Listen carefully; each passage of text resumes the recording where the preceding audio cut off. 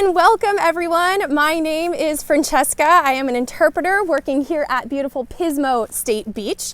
And right now I am at the North Beach Campground Campfire Center, and I'm excited to welcome you virtually to our campfire program for tonight. So I hope you guys get settled in nice and comfortable, maybe grab your marshmallows and your s'mores, because we're gonna do a lot of fun learning tonight. And tonight's program is all about an animal that is quite famous out here on the beach. And this animal has two shells, it's white, and it is the Pismo clam. We're going to talk about the history of this clam and why this area is so famously known for the Pismo clams. We're going to learn a bit about the anatomy or the different body structure of this cool bivalve, which has two shells that come together. And we're also going to learn about the current fishing regulations. If you are interested in getting out here and doing some digging to find some clams, there's some really important things you need to know before you head out there. So make sure you follow along for our program tonight as we learn about the Pismo clam. But before we get started with the learning, we want to settle on in next to our campfire center, and we're going to learn how to make one of my favorite types of s'mores. We're going to get creative and we're going to make the Pismo clam s'more. So let's go. Okay, are you guys ready to make a new type of s'more called the clam? The ingredients that you will need for tonight are your basic marshmallow and your roasting stick, and also any type of vanilla cookie that you might have. I have a vanilla Oreo with me that I have split open, and I'm gonna put our marshmallow right inside of it.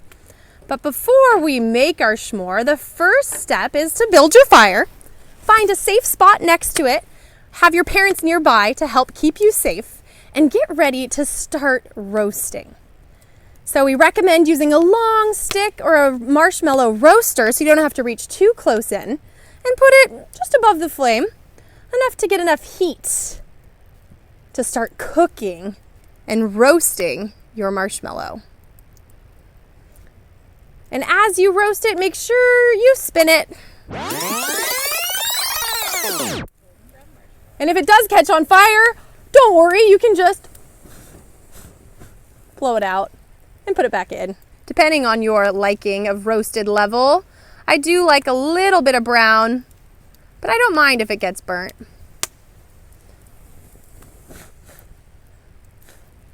Okay, so once your marshmallow is nice and toasted, get your fixings ready. And all you're gonna do is make a sandwich. It's a dessert sandwich. You're gonna put your marshmallow on the cookie and squeeze it closed. And it might not close all the way, but as you close it, it might look like a Pismo clam.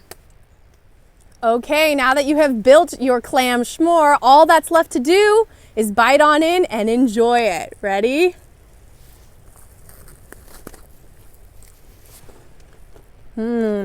Clams. Okay, thank you so much for joining us making the fun Pismo clam. I hope you'll come up with your own creative s'mores recipe and you can share it with us on social media. But now what I want us to do is to start learning more about the history of the Pismo clam. So join me as we go back in time right here at Pismo Beach. The Pismo clam gets its name from the Chumash Native American word pismu, meaning tar, because of the natural deposits of tar found in the Pismo Beach region. The northern Chumash ate lots of clams and used the Pismo clam's sturdy, large shells for multiple purposes. Marine resources such as the Pismo clams were a vital part of the Chumash culture. Pismo Beach is famously known for clams. Fishing for clams is called clamming, and clamming is still known as a popular recreational fishing activity on this beach. Historically, there once was a thriving commercial fishery of Pismo clams. That commercial harvest of Pismo clams began in the early 1900s when horse-drawn plows were used to rake the beaches and clams were hauled off in wagons for farm feed for animals. By 1911, human consumption of clam meat grew to a level where regulations were needed for managing this fishery. Prior to 1911, there were no laws in effect on the take of Pismo clam.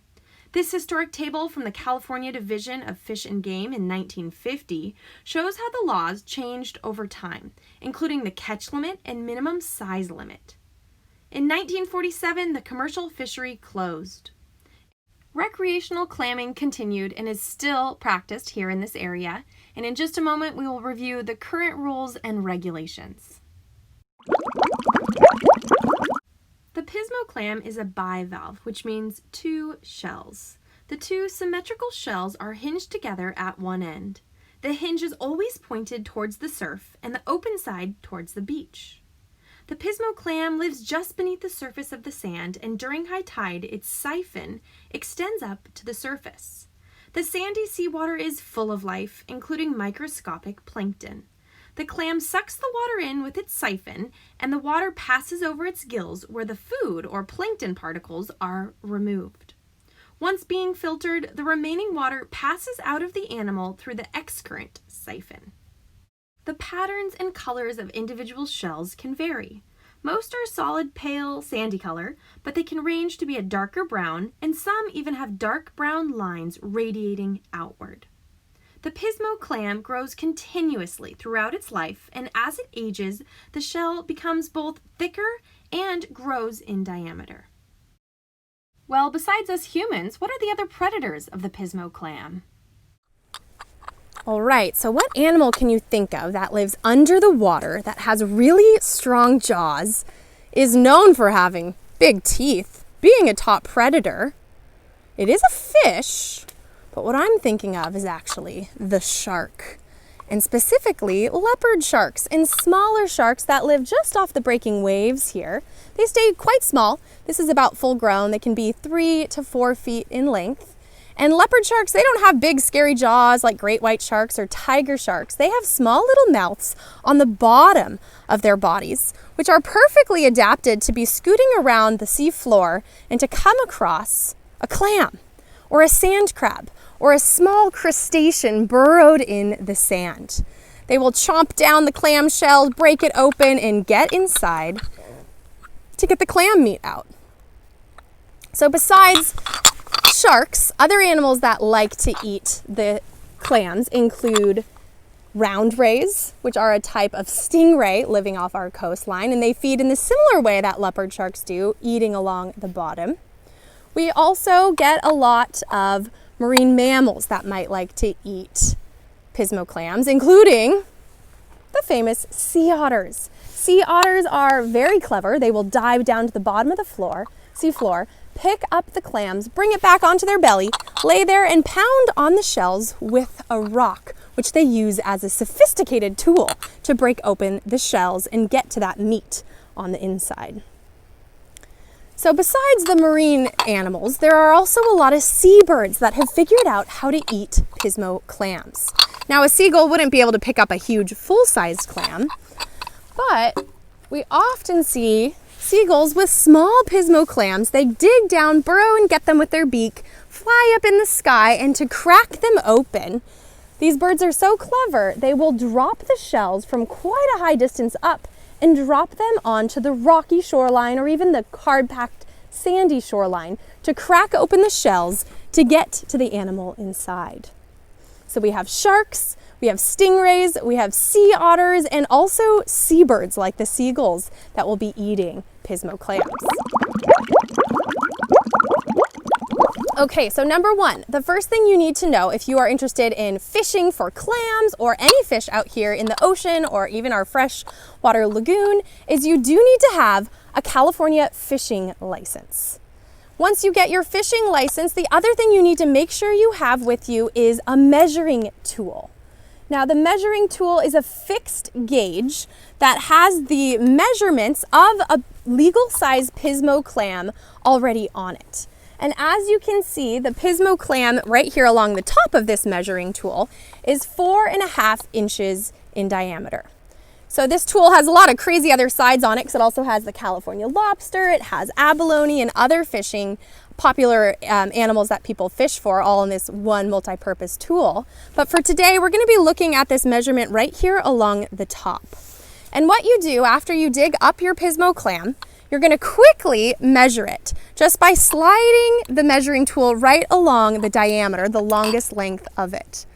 And as you can see here, this one I have today is clearly larger than 4.5 inches, which means it's legal. So if I were to find this one, we could take it home and have it for a tasty meal.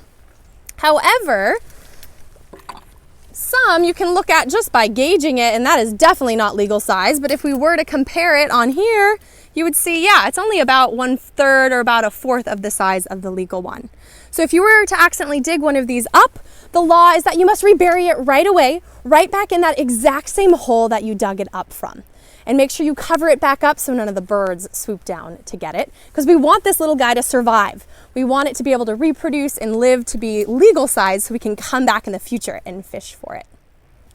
So besides the fishing license, the measuring tool, and proper legal size clams being harvested, there are also rules about when you can go clamming. And it's half an hour before sunrise to half an hour after sunrise. So if you just remember you need to go clamming during the day, you'll be good when the sun is out shining. And perhaps most importantly, the final regulation when it comes to hunting for clams and fishing for them out here is the number that you are permitted to take.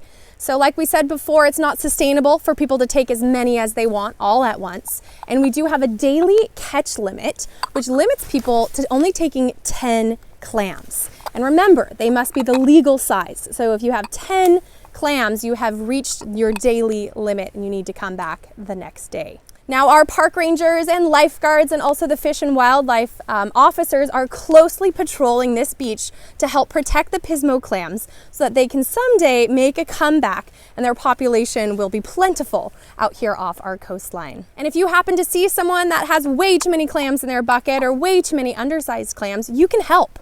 I'm going to put the number up on the screen right here, and this is for CalTip.